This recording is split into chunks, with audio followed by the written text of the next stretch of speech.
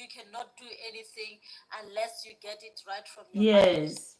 Okay, when you say done for you digital products, I'm actually interested because in my shop, I have a lot of parents who really just need like guides on certain things. So I'm looking at Yeah. creating, short guides, something like the topic we have this night, like children throwing tantrums. At least that's my area. I can just have like a guide on what you can do when your child is throwing tantrums, or a guide on what you can do when your child is a picky eater. So what do you is there like something you can offer in terms of training, in terms of guidance? Yeah. Basically, I love knowing, like you say, you are dealing with kids with those special needs. So I love knowing if you prefer, like something that you actually read for yourself, or you prefer learning from short videos, because I do have both of them. Like I do have for people that are like nerds that like reading, and I do have people that like visuals, like learning through short videos. So both my done for you digital products, they have ebooks, they have templates, they have guides on different things basically, and mostly it's all about business, motherhood, and yeah, how to deal with kids and life in general. Do, So yeah, how okay, do you like produce them, or the fearless lioness? Thank that you. Do you produce them or you sell them? Which one do you do?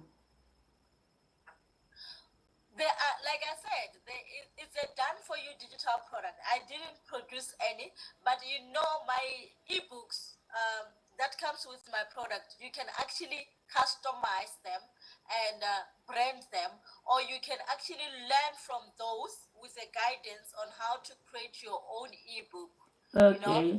and yeah, and sell it. But you can either learn how to create your own digital product and use the guides that are in there, Yeah. and you can use the already done. It's like 20,000 plus PLR, Yeah. ebooks and guides that you Yeah. can learn from. Yeah. And you have those around nutrition there? Nutrition. I haven't gotten any about around nutrition, but I can screenshot for you what I have inside, or I can just give you. You can go to the link in my profile and actually get a freebie of either Royal Business Academy. Royal Business Academy teaches through what you call through PDF. Okay. So I And then actually want to learn how I can be making ebooks around my own niche, because my niche is a little bit, secluded, but I want to be yeah, making ebooks around it. Is this something you can support me with that?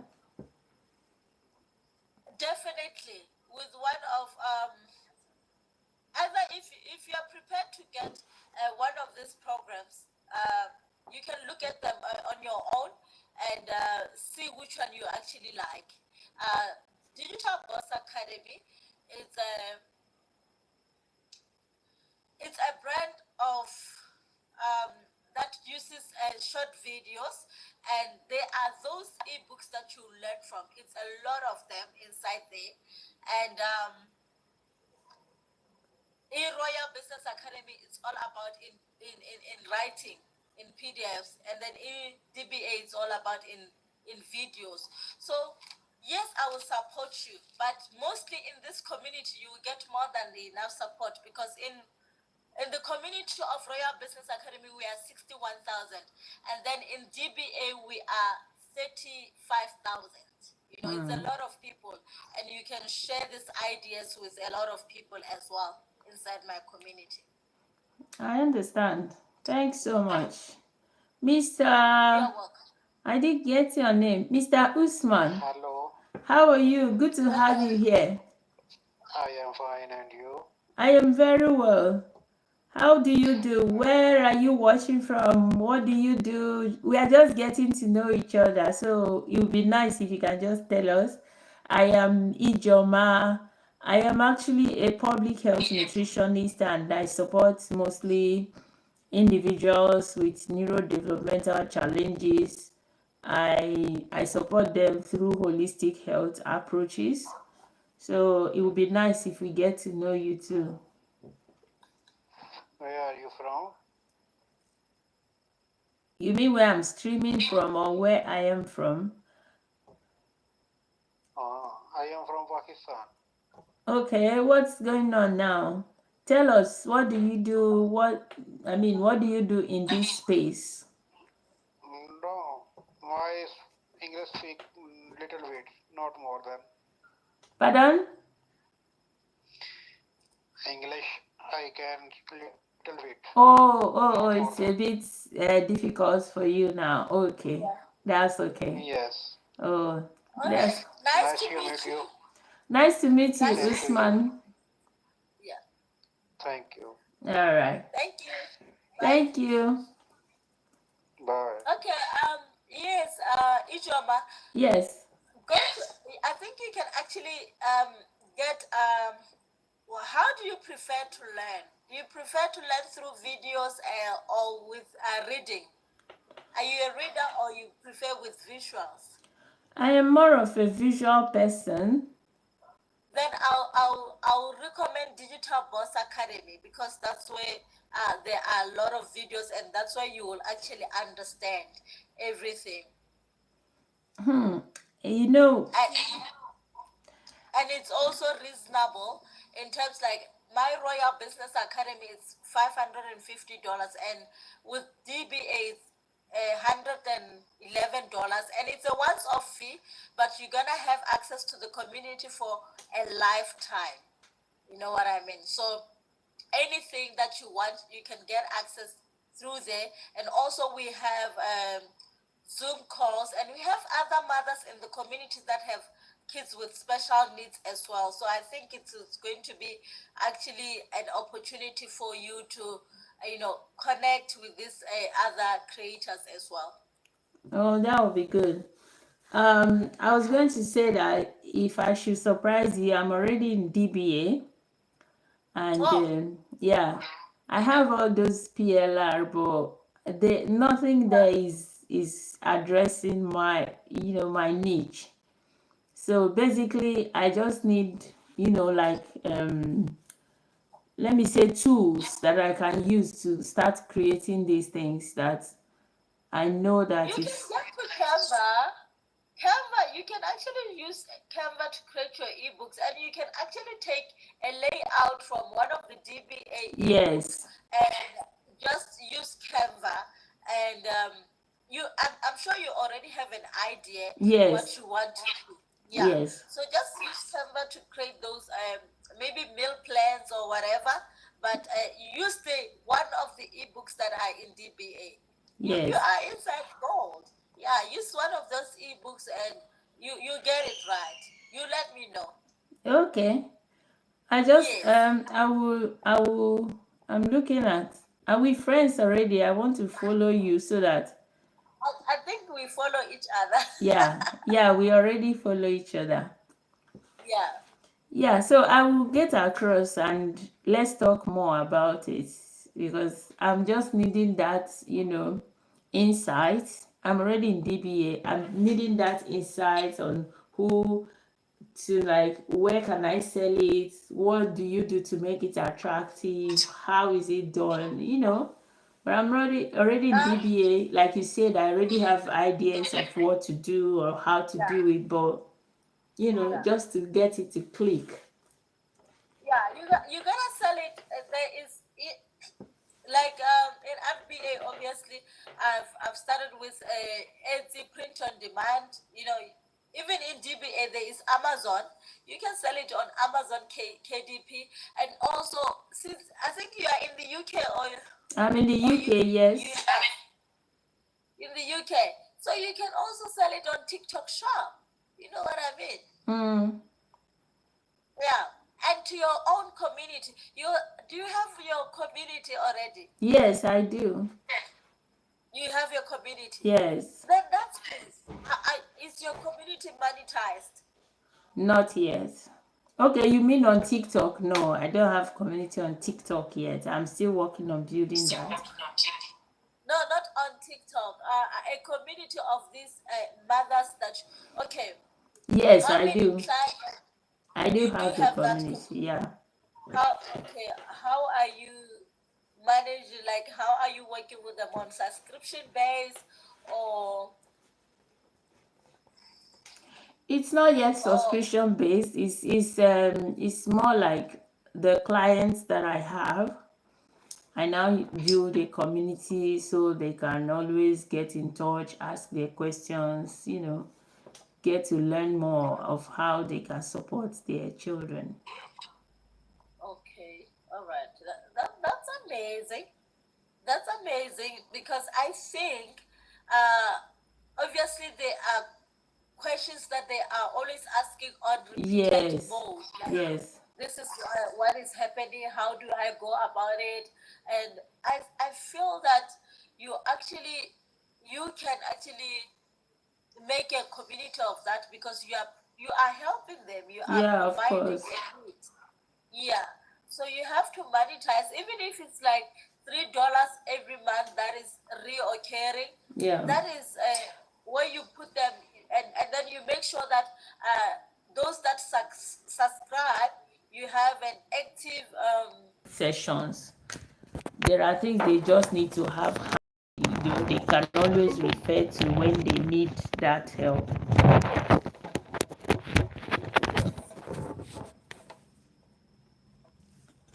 All right. Thank you so much. So thank you. Have a good one. All right. Bye. See you when send a DM. Bye bye. Yeah, bye. We'll be there in the DM. Yeah, bye. All right. Yeah. I don't know. You can take me out.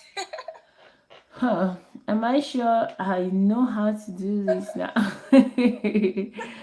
Okay, let me find it. Okay.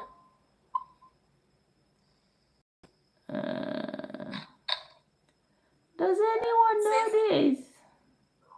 I don't know. I think can I bake normal cake? It's a gluten-free cake. Banana cake. It's a gluten-free, it's sugar-free, it's dairy-free. Wow. Tell us all about it. And guess what? Yeah. I've got my good friend and my auntie. She's Uh-huh. also a nutrition too as well. Woo! Nice. She's a nutritionist. Hello. Hello. How are you, Mom? I'm fine, thank you. Oh, good to know you. We are professional colleagues, yeah? So, Israel and I, we have been like, okay, talking so much about nutrition. He really appreciates, the concepts and all. Yes. So I'm sure he's very excited to have you there. Yes. Yeah. So today, everyone, I hope we all have a wonderful day. Fearless Lion, how are you today? Yes, it did went well. It did. Yeah. Yeah, thank you for all those thumbnails. They are nice. Thank you. Yeah, they are good. But like, okay, let's talk about this next time outside this. So today we are talking about tantrums in children.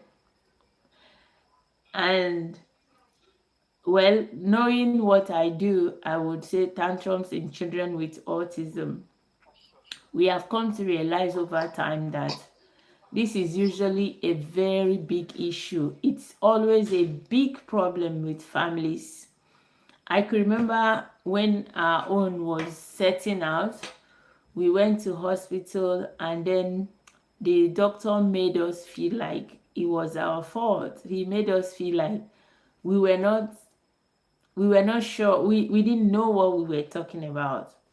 You know how you will be asked what is the problem, and then you go like, okay, each time she doesn't get what she wants, she hits herself on the ground, hits her head on the wall and stuff. And then the doctor is like, how else do you want a child to react? And then you're like, don't you understand? So a lot of families get into this type of situation. Jacqueline Hesty Aboikoni. So a lot of families find themselves in this situation without knowing what to do, without anyone believing that they are actually suffering, because it's really painful, just seeing your child.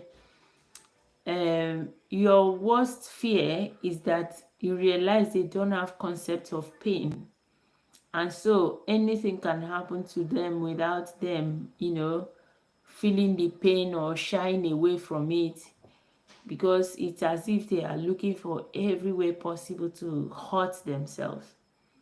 So what we are asking today is that, what are those things that actually cause tantrums in children, and how can we support families to kind of navigate through it?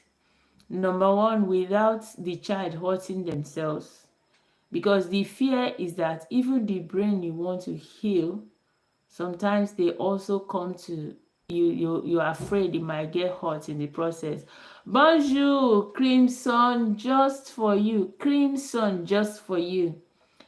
I don't know French a lot, but I believe bonjour is morning, right?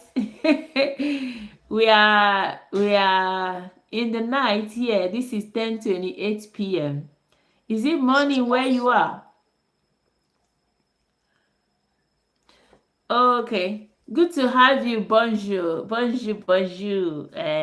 Ça va? Let me not come and disgrace myself. Do you know how to speak French, Israel? I'm here.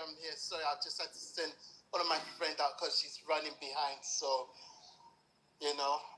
Okay. So, tantrums, for me, can we deal with it?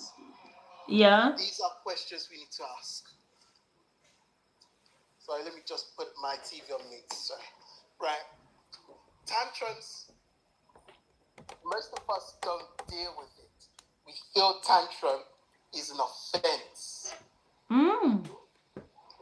Not the children, but of course. We feel the children are doing tantrums, we feel it's offending. Yes, yes, exactly. It's not offending. It's not. But we keep misunderstanding it. Yes. Because I had histories with tantrums. I've had histories with it. But it was just the way dad and mom just didn't deal with it properly. Yes. This is not to blame, but do you deal with it? Because we can't be seeing things as an offense all the time. No, we can't. It's better that you just accept it, find a way to deal with it. Because you see, if a child is trying something, ask him what is the matter. If he's not getting his way, then explain. Yes. But if you don't explain and you just keep quiet and then you start hitting them or beating them or her, then that doesn't change anything. Yeah. I agree with you there. That doesn't do nothing. So I would say we have to use our wisdom when we're dealing with child on the spectrum. Yeah. Because it's what makes me want me to join the debates is that, do you understand? What makes me join the debates is that what's it called? Is that when people talk about tantrums, do we understand it? Yes. Unfortunately, that's definitely going to be a penalty. Yeah, sure. So at the end of the day, it's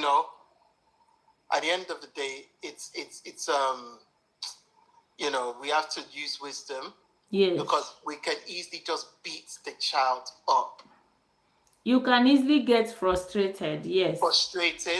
And then we will now end up hurting him or her. Yes. It's not supposed to be that way. But parents are not trained in dealing with people who've got tantrums.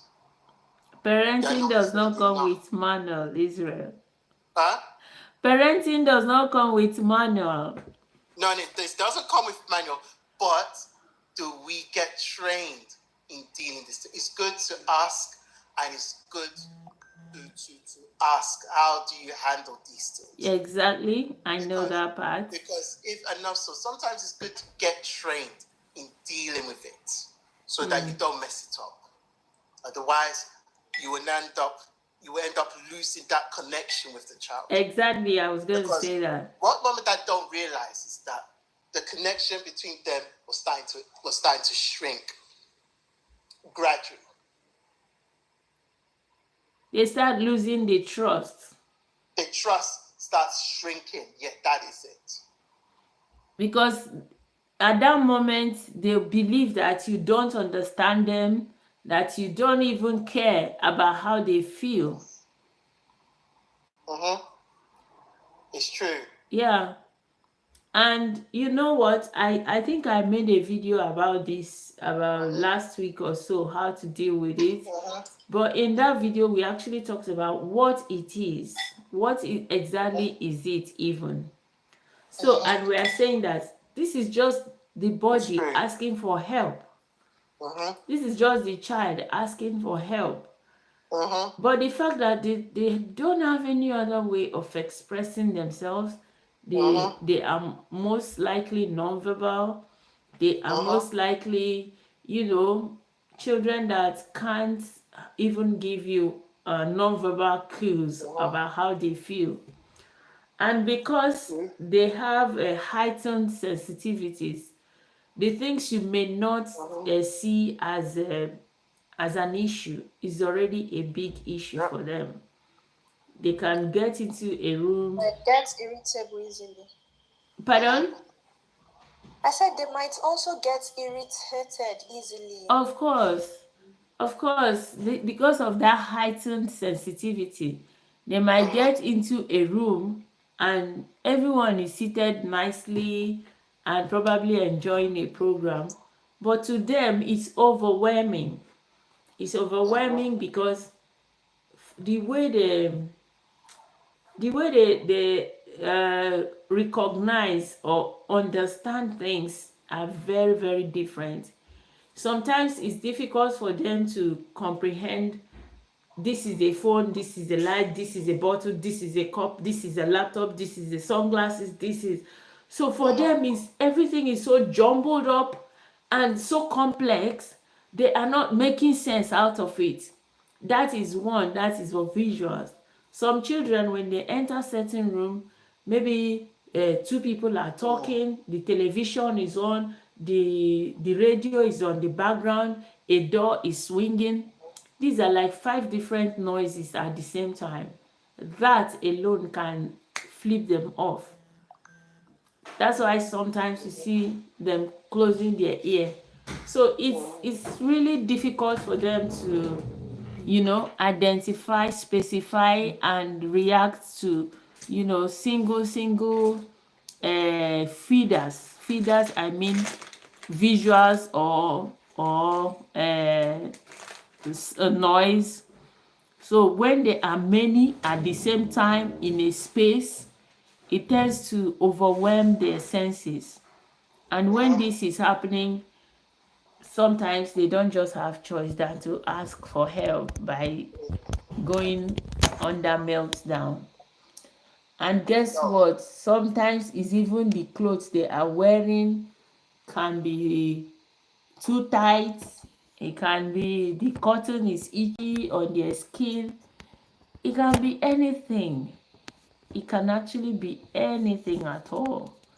But the fact remains that tantrums is not just a bad behavior like a lot of people tend to think.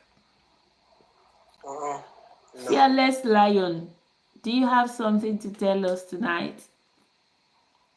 Not really. Thank you. It's a lovely session. I'm just here to learn. Not really. Okay, Temilade, any inputs?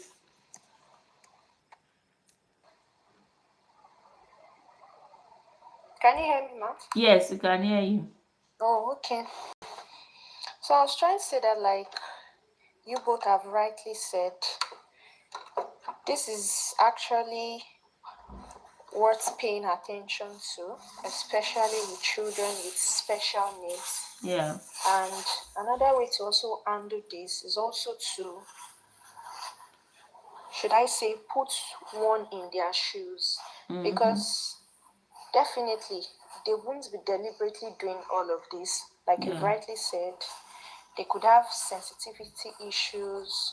Some of them might just be feeling so irritated or irritable by their environment and all of that. Yes. So understanding them actually has a long way to go in addressing these issues. Understanding their needs, their special needs, and acknowledging that these tantrums could be as a result of their special needs, and just doing what works well for them, putting them in the right environment to ensure that the tantrums are well managed. And especially in our climate here where parents flog their children, Yeah. so it might be common for parents to even flog children, thinking they are just so stubborn and They are so annoying. misbehaving, yes. So it's quite important for these parents to desist from such acts, especially with special children. You understand what I'm trying to say? Yes, And yes. just making sure that one like cares for them even in those situations. Yeah. Yeah, I hear you. Seriously, I do, because I remember someone approached me on one of those occasions and be like, "Madam, do you have cane in your house?" And I'm like, "Where is this woman driving to?" He said, if you don't have cane in your house, go and buy one. Because me like this that I am, I will not allow my child to be disgracing me in the public. And then I'm like, okay, I hear you, I hear you. So the truth is that a lot of people tend to attribute it to spoiled children. They just believe and they just conclude that the child is not well trained, that the child is misbehaving. Oh yeah, take it. That the child is just being, difficult and not, responding to instruction or reading his or her environment. I think it boils down to what Israel has said. It has to do with awareness, training, understanding. Because something has been happening recently, and I just get it that a lot of times the friction kind of makes it more difficult for us as parents to manage these children. But what I have come to conclude is that it's also not easy for parents. It's not easy to have your child requesting for things that you know that your parental judgment would not permit, either as a way of a behavioral issue, or as a way of morality issue, or as a way of as a societal norms. Okay, let's say for instance, in my case, if your child says, "I am not going to school," now you don't know what is going on in the school because they can't tell you. But at the same time, you don't want to just agree with the child and say, okay, from now on, just sit down and don't go to school. Now it becomes really difficult because just like Israel has mentioned, the child expects you to understand that this is why I wouldn't want to go to school. But there's no way you will understand because they are not able to tell you why. And you can't just tie your wrapper and gele and walk to school and tell them, oh, hey, now you must tell me what you have been doing to my child that is making the child not want to come to school. Because there are several factors to it. There's also the side of naturally children not wanting to go to school. Some children just don't want to go to school, which in that case you just have to continue pushing, saying things, enticing them, convincing them. But there's also the side of the child probably having an experience in school that they definitely do not want to continue experiencing. Now, when you have a child who is nonverbal, Yeah, how I do you, totally agree with what you say uh-huh, because if these issues are actually checked properly, there could be some underlying factors. It could even exactly, be that these children are not, should I say, enjoying their classroom experience. It mm-hmm, could be that they are being bullied in class mm-hmm, or they don't just like the atmosphere which and is all of this. So natural. I totally agree with you. That's why parents should that's why parents should also be sensitive to the needs of their children. It's not every time a child says he or she doesn't want to go to school that the child is just being childish. There are Yes, some times that there could be some issues affecting this child, that this child might just be unable to properly communicate, exactly. such that when these parents pay attention to these children, that's when they will be able to know what exactly is going on. So that's why they need to actually be patient with them so that they can understand what they are going through. If it even needs speaking with their school teachers, asking them questions, why this child is Yeah, not interested in coming to class and all of that, we could get answers rather than just forcing these children, yeah. especially if they are special needs children. They need special and like more attention. Yeah. They need more attention and I don't know. I'm coming from the angle of a parent. They I need that. have a question, please. Yes, What um the last speaker suggested we ask the teachers, what if the teacher is the problem? exactly. They will tell you now, and they may not even know that they are the problem. And even if they know, they won't tell Wow, you. wow. I wasn't even looking at it from that angle. Wow, wow. So that means there's a lot to deal with.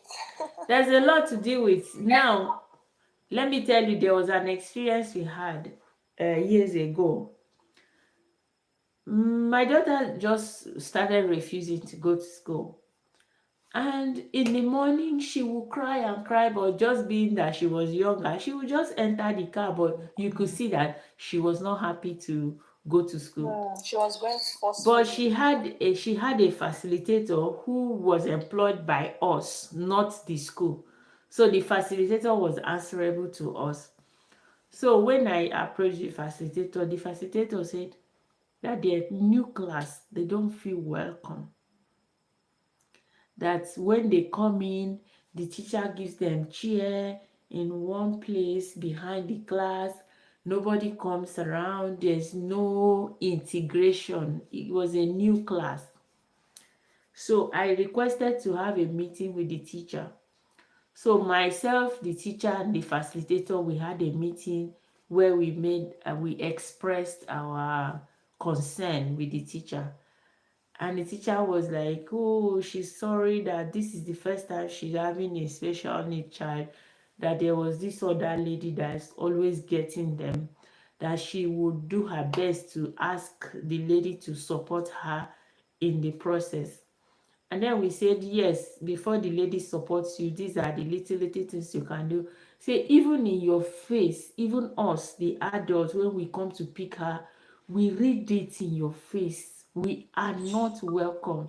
That even as far as my husband has mentioned it, and he's someone that doesn't like just being negative, so that he has even mentioned it, that he doesn't feel like he's welcome in your class when she comes to pick the child.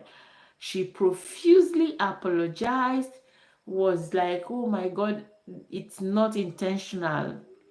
We told her, yes, we understand it can be difficult to deal with an extra child, that requires extra support, especially when you already have like 25, 30 students. But she has a facilitator. All you need to do is just to, incorporate her and her facilitator. And then we went on and on. It wasn't the most pleasant kind of meeting, but it yielded a good result, because subsequently, what she did was that every day she assigns one person that goes out with her during break. And guess what? The children were reading the teacher's countenance. None of them was going close to her then. But after the meeting, the children also started, approaching her. So on every break, Opening up. yes, it was like a roster. The children already know who will go out with my daughter for break each day. They had a roster. But at the end of the day, she eventually preferred one particular girl that was so nice to her. She would even if it's not her turn, she would come and drag her. They were still practicing British type of curriculum, so they go to break 2 times. So in all every day in the short break, Esther will come and drag her. Then in the long break, the person that's on the roster will drag her. The therapist say even in the field, even if the person that is supposed to be with her is not there, it's still Esther that will come. So she even had a best friend. And it all started with, because there was an extra adult there that made us understand what was going on. So what I'm saying is that it is still a very difficult thing for parents to deal with, because if we didn't have this opportunity, how will you even know what is happening? It might not even occur to you that it might be the teacher.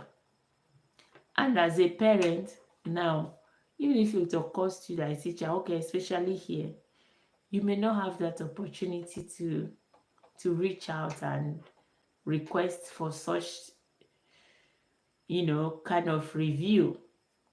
Yeah, you may have, but how do you go about it if you don't have any information? How do you go about it? How do you even know that it's the teacher? Number one, even if you knew it was the teacher, yes, you have that freedom to question, but how do you just approach another human being? It was easier for us in the other instance because we knew what we were telling her. You are coming with facts. But if you just walk into a school and tell them, because this exactly is what's going on, we have done it. You tell the school she doesn't want to come to school, and it's like that. They just tell you, oh, that's nice, that's okay, that's okay. Nobody will tell you that she's not enjoying that they are doing things that she's not enjoying. So by the way, this is more like a diversion from what we are saying, but the fact remains that a lot of things happen, a lot of things are unknown to parents that might be causing the children to go into that state of meltdown, that state of tantrum, that state of defiance, because it takes a whole lot for a child to actually refuse to get ready for school, refuse to go to school, or a child to say, I don't want to go out, or I don't want to be inside the room, especially when his or her siblings and family is there, and the child refuses to be in that room, or the child refuses to participate in an event that the whole family or all his friends are there. It takes a whole lot. It must be something really, really uncomfortable, something really, really unmanageable, and coupled with the fact that they have heightened sensitivity. All of these can contribute to the tantrum, to the restlessness, to the difficulty in managing the situations. But yeah, we still come back and say, how do you manage this? What are the protocols? What are the processes? What are the guides you can take to manage this situation if it arises? And believe me, it arises in more than 80% of young children with special needs. What do you think parents can actually do when this condition of tantrum arises? Israel, are you still there? I'm still here. I'm enjoying it. You're enjoying it, right? Mm-hmm. Can you maybe just give us a few tips on what parents can actually do if this situation arises? Right. The first tip I'll give them is be calm and Yeah, don't raise a loud voice tone, because that will make it worse. And also yeah, ask questions. Why is it kicking them off? And also they need to have the patience to listen and not make any assumptions. yes. That's deep. You ask questions. Yeah, like what we're asking now, like ask questions is a two-way thing. You ask. Another thing I will add is that when it comes, like I said before, our job is not, we have to keep as parents, our emotions need to be in control. Yes. Because if our emotions are not in control, bang, we've worsened the matter up. Yeah, they can feel off of our own emotion. Mm-hmm. They can feed off of it. Like the way you feel can affect the way they feel. Of course, because what they don't realize is that your emotion matters. Yeah. Because you can't expect them to just say, then you're just gonna kick off, and then next minute they start praying, and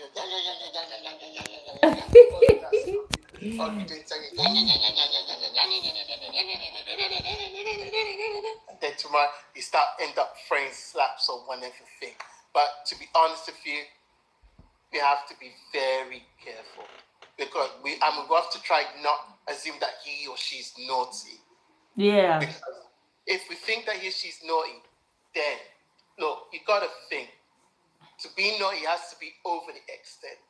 Do you understand? Yes. But if it's not over the extent, then, like I said, there has to be balance and control. I think that's the last thing I'll say, because I know we're gonna have to close soon.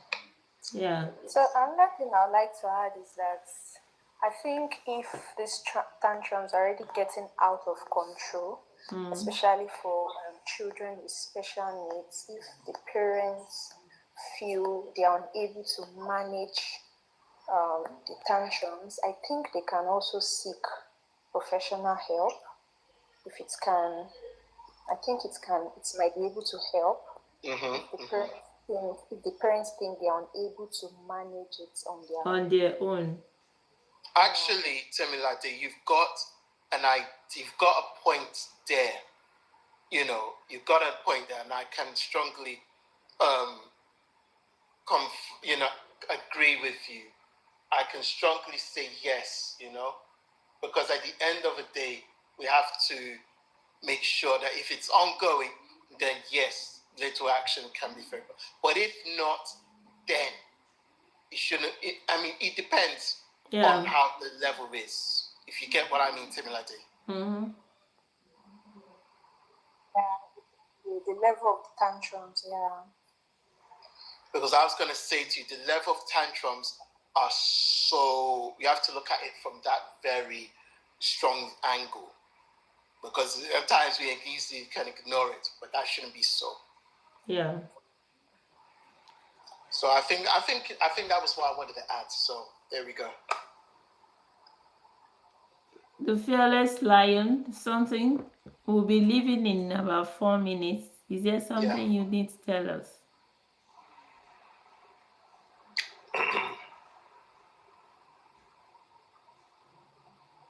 Okay, I don't think she's there. No, I don't think so. I think she's. No, I mean that's just it. Okay. What I need to just say here is I understand a lot of times when we say professional help, one thing that is very clear is that children with autism, their conditions are usually multifaceted. I'll just give an example.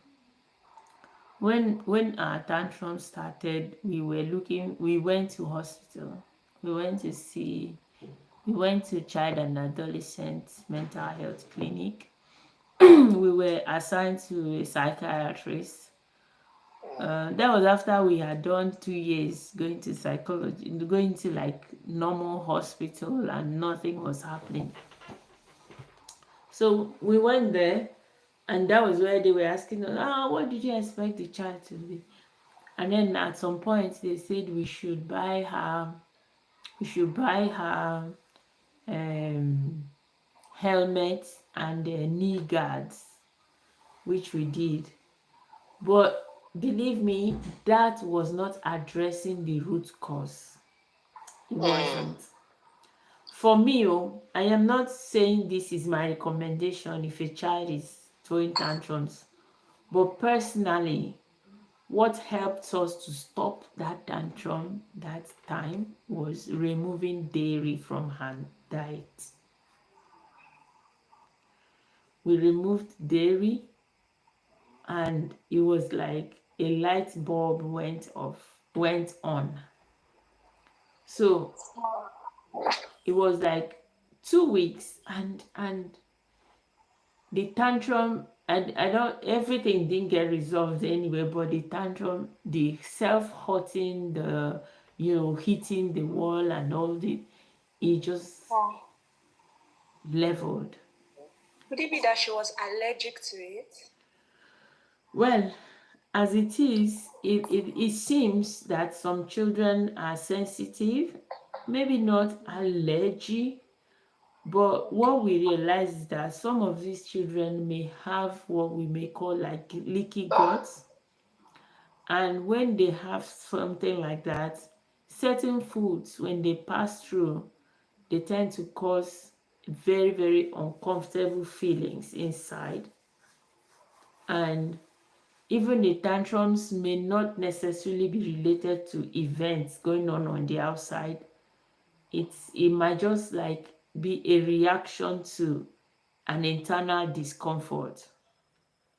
So we already know that tantrums can be a reaction to a discomfort, but we are saying that this discomfort can either be external or internal. So the point here is that parents, in looking for solution, approaching professionals, it's always good not to just rely on the physical, because a lot of times it doesn't cut it. You might not even have any handy approach you can use, because from what I just explained, the only solution we were given was a solution that will prevent her from harming her vital organs by throwing the tantrums. So it wasn't a solution per se. It was just an approach to prevent damage. It was a damage control. So so when parents are out looking for solution, it's always good to, I would say it's always good to have a holistic mindset to approach to the solutions, because I'm not saying nutrition alone would solve everyone's problem, but I'm saying that a lot of times children do better if you are working externally and internally. So as we are getting the helmet, we are also looking at, are there things that when they eat it, they kind of get really hyperactive? Are there things that we can notice that as long as they continue consuming that thing, or they continue being exposed to that thing, that they continue being uncomfortable, non-cooperative, and hyperactive or throws tantrums? So it's like a kind of pointer to parents that even as you're watching physical attributes, Who is adding it for me? a fearless lion. Yeah. So parents should also kind of look at that as they are looking out for physical possibilities, they should also explore internal possibilities. Sometimes it can be as little as food allergy. Sometimes it can be as little as, just reactions, other non-allergy sensitivities. There are non-allergy sensitivities, there are food allergies, there are also issues of other forms of discomfort. So tonight we have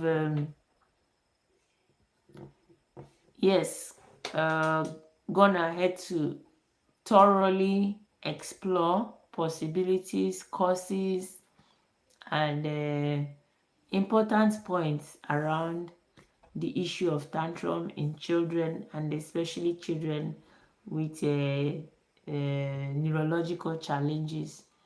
And I believe that anyone who comes across this video should be able to take one or two things from experience, parents who've had it and young ones who have very in-depth knowledge about these things. So tonight, I believe we have been able to do justice to this issue. And since our time is up, we're already 4 minutes into an hour. Although we usually could stay longer than this, but I don't know about every other person. It's been an exhausting day. It's been a long day for me. We may have to call it a quits. And thanks everyone for coming around. The Fearless Lion, any Thank words you, for too. us? Thank you. Bye. Okay, bye everyone. Thank you, Israel. Bye. Prince. Night. Good night, Prince. Good night, everyone. Yeah, good night, everyone. Bye.